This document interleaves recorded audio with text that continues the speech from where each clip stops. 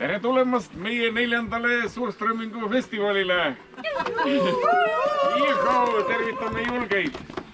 Levinud müüt jutustab, et Rootsi meremeestel polnud kala säilitamiseks piisavalt soola ning püütu roiskus kiiresti. Üritanud kala vaid poolega vajalikust soolakogusest säilitada, oli varsti selge, et süüa see kraam ei kõlba. Kohtudes Soome rannarahvaga püüdsid kavalad rootslased riknenud kraamist siiski lahti saada ning neil õnnestuski jälg kollus soomlastele maha müüa. Aasta pärast naastes polnud Soome randlased juba aegsasti rootslastele veepiiril vastas, nõudes veel seda head kala, mida eelmisel aastal oli proovitud. Nii sai soomlasi tögada armastavate rootslaste arvates alguse Suurströmmingu lugu. Hapusilgul on tugev, eemale tõukav lõhn ning reeglina avatakse purk õues. Esmakordsel maitsmisel on mulje tavaliselt ebameeldiv. 3.–4. maitsmise järel aga hakkavad hapusilg sööjale meeldima. Nii et ta soovib seda maitset alatasa uuesti kogeda. Jaapanlaste tehtud katse tõestas, et värskelt avatud Suurströmmingu konservi aroom on inimese jaoks kõige jälgim lõhn maailmas, pannes pika puuga teistele fermenteeritud toitudele, mida Koreas ja Jaapanis samuti süüakse. Asjata pole lennukite salongis Suurströmming keelatud.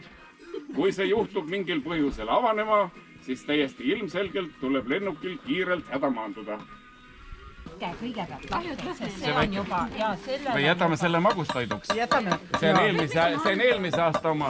Kui see juba läheb alla, siis proovime seda aastavanust konservi. Alles ei jää. Realiseerimisaeg on, kas oli aprillis või? See ei ole ju isegi kummis. See ei ole kummis. Ei, no... Sööme kõigepealt kõhu täis, siis lähme gurmee kallale.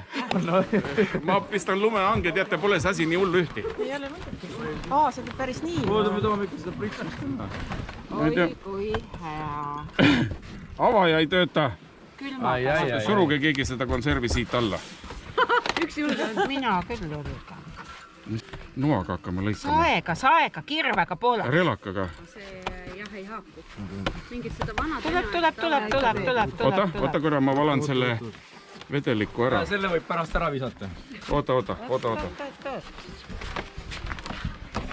Lindudele. Nüüd tuleb juba mõnusalt. Äkki siis kaovad need Hispaania teod ka ära?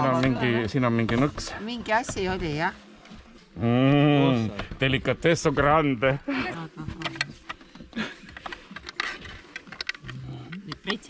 Kindad lähevad pärast pesso. Näete, kui ilus. Pole ta midagi. Tulge nüüd nõusutage. Tänu kuuleb. Oi. Seal on veel apukorn. Isegi tee on täna. Mis asja? Pane mulle see lärakas, see sama siinpoolne. Aitäh. Ma üritan sellest teha. Oi, kui hea. Nii, nämmu. Saad ikka. Elagu gurmaanid. Ja, ura. See tähendab meie. Jau. Mina olin praegu vaid. Päris hea. Sea saab nii. Selle lõpu. Midagi ei ole.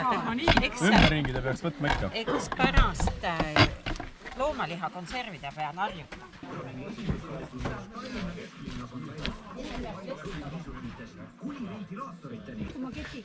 Aasta otsa vanem. Ei,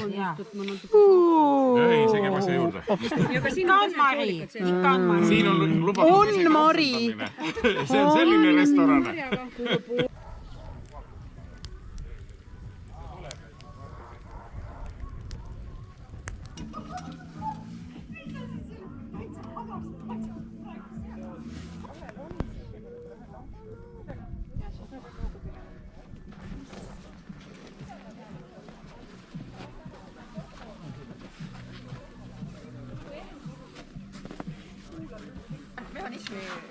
Nüüd ma kuulaks teie arvamust minu krokovorsti kohta.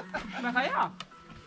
nii lihtsalt käibki või? aga kuidas sa pekitükid sinna sisse said? Lõikasin ja see on nii nagu lapsed küsivad, et kuidas sa said sinna limonaadi sisse mulli. Sa võtsid kõrre ja puhusid. jah, Noh, teeb samamoodi. ükshaaval. ükshaaval just.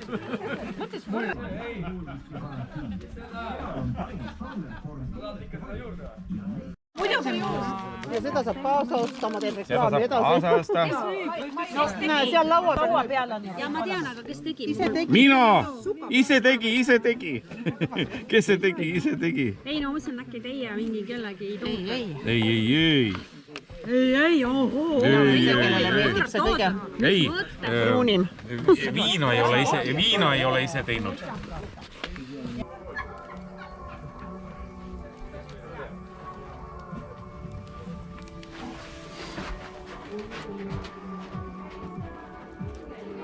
kõik oli väga hea. Aga ma loodan, et järgmine aasta on seda kultuur, nagu Rootsi kultuuri on ikkagi juures, et on ikkagi Rootsi kuningas, et on ikkagi Rootsi lipp, Rootsi rahvalaulud.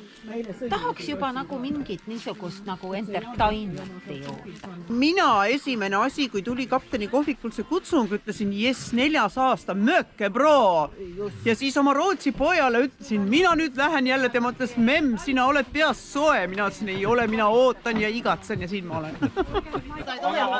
iga aastaga läheb aina paremaks. Ei no see, kuidas sa välja sülitasid, on juba filmi.